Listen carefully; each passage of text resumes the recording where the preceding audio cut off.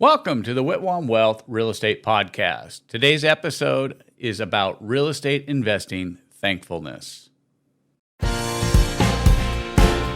Welcome to the Whitwam Wealth Real Estate Podcast with Scott Whitwam, your blueprint to financial abundance.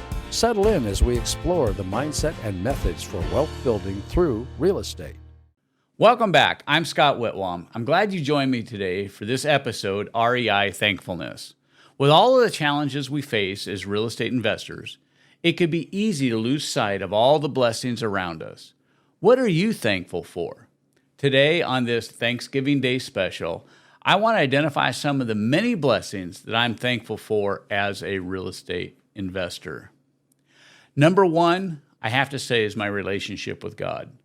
No matter what I face in real estate investing in this business, I have peace.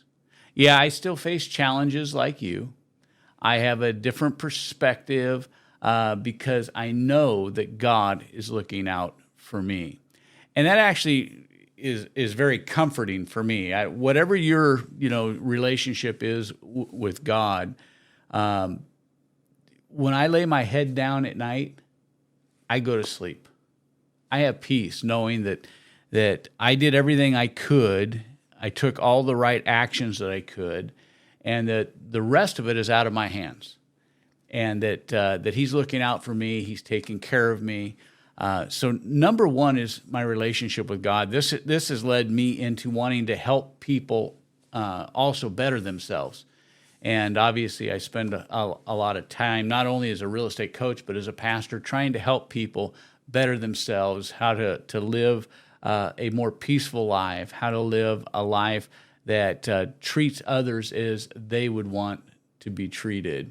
And I think that really has set this industry apart for me that I'm in as a real estate investor, is that I'm not just fighting a battle, a business battle. I'm not just trying to gain, but I'm really trying to help people, trying to make the world better. And it is my relationship with God that has really made that difference for me.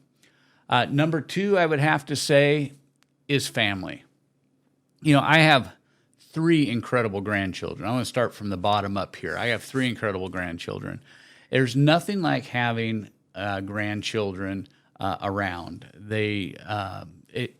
When you're raising kids, when you're raising your own children, there's a lot of responsibility and stuff with everything. I mean, you've got a whole regimented, set of life things that you're trying to instill in your children.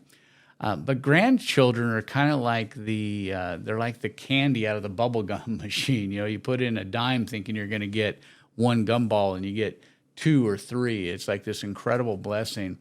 I was just, we had one of the grandchildren over here a couple days ago, and the entire time he's here, he has got a smile on his face. Now, I know from raising children, they're not always having a smile on their face, but I can tell you that grandma had something for him to do all the time. I mean, they're out doing, water balloon fights, and they were out, playing in the backyard.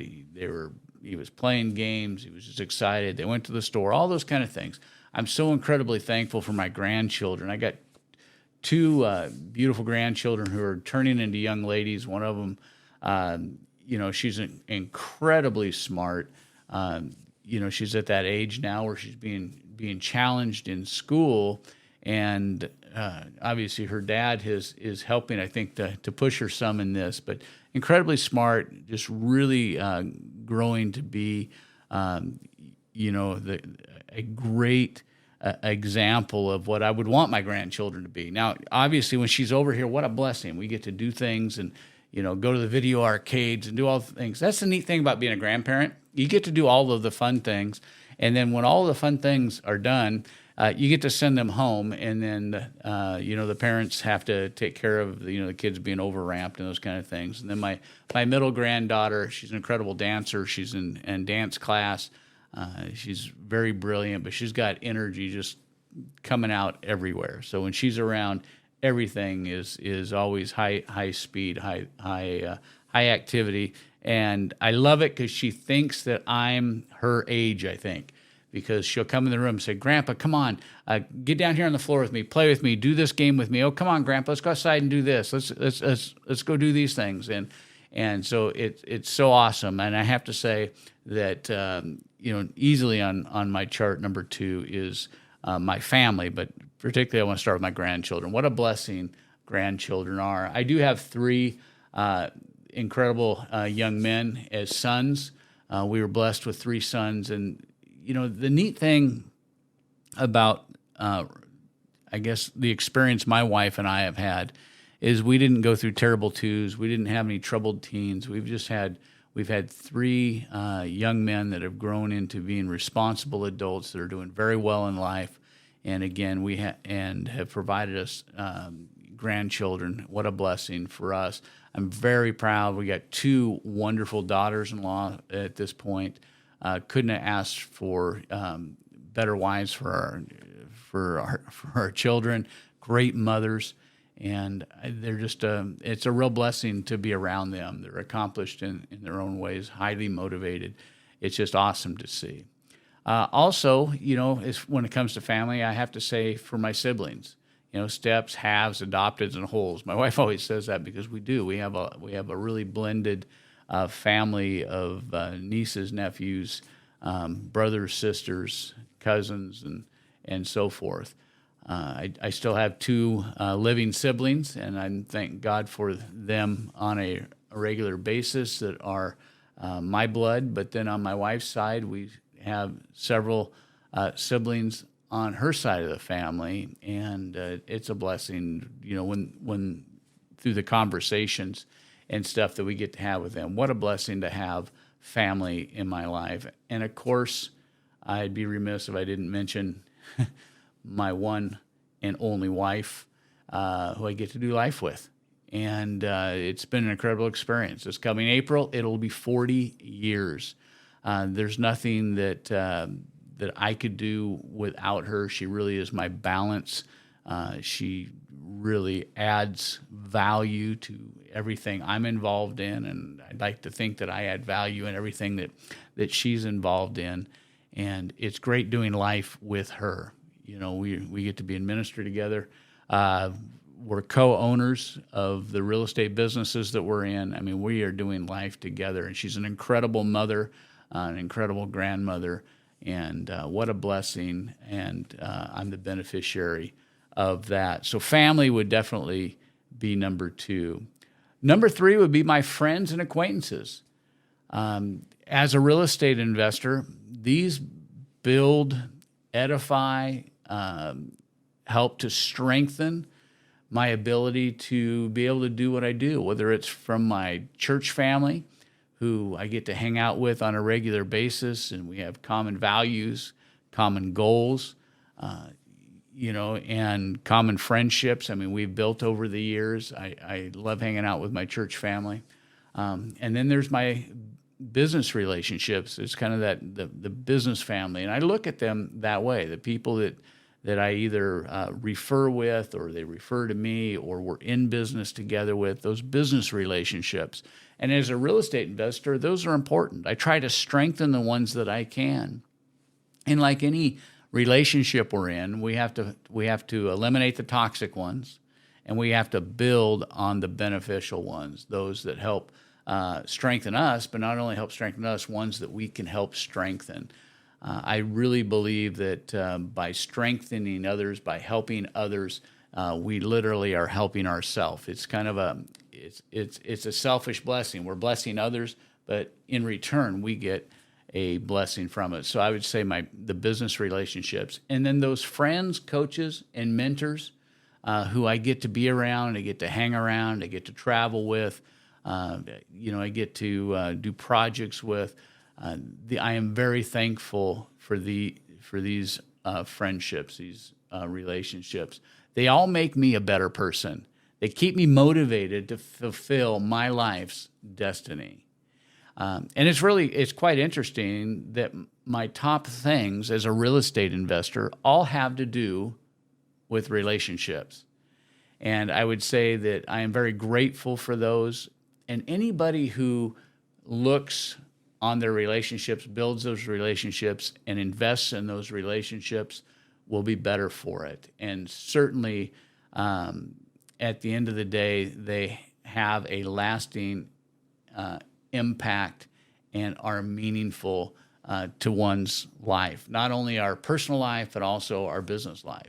They make a difference for us as real estate investors. And so I'm grateful for each and every one.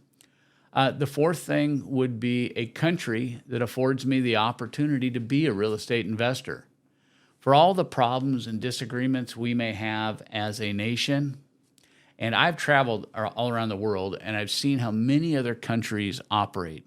So with even all the problems that we have as a nation, there's no other country that has the opportunities or gives these opportunities and freedoms to their people. They just don't have them. And so at the end of the day, I am very grateful to be in the greatest nation in the world.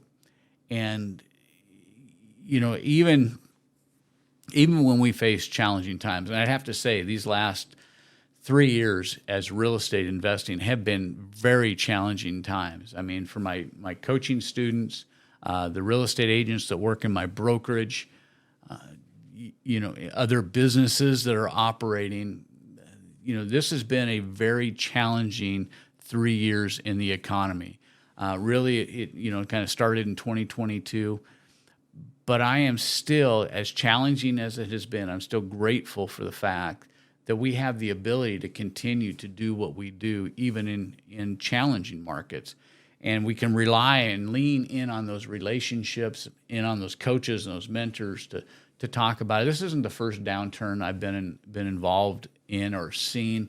My first one that I saw was the one that my parents went through in the late 1970s.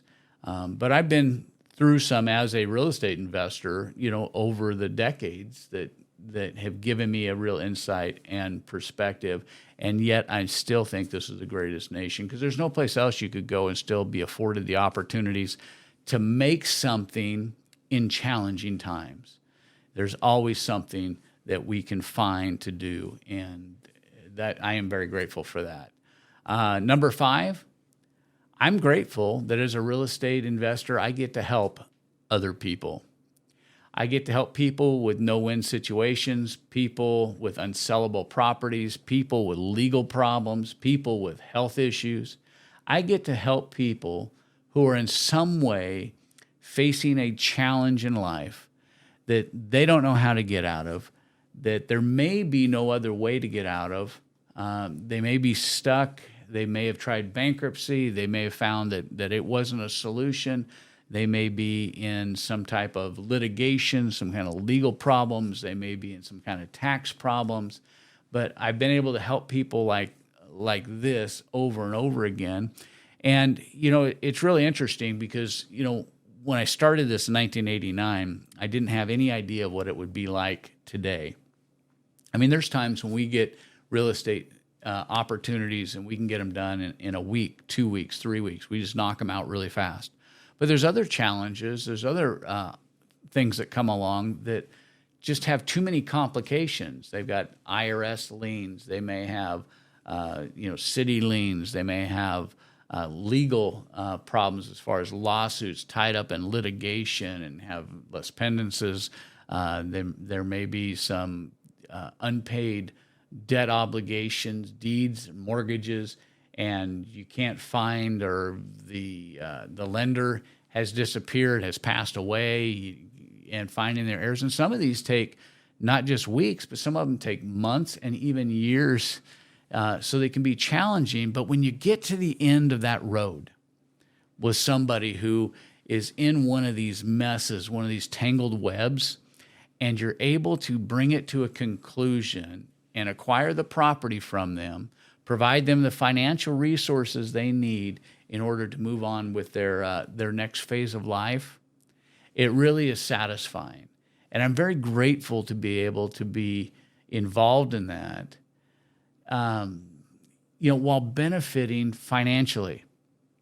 I mean, there's how many times, I would have to literally look back to find out how many times I've had the phone call that either my mom or my dad or my aunt or uncle or some family member, a sibling, has to go into long-term care, and they have a house and they haven't done any maintenance on it in the last 10 or 15 years, and that they were a hoarder, and you can't even hardly get into the house. There's little trails through everything.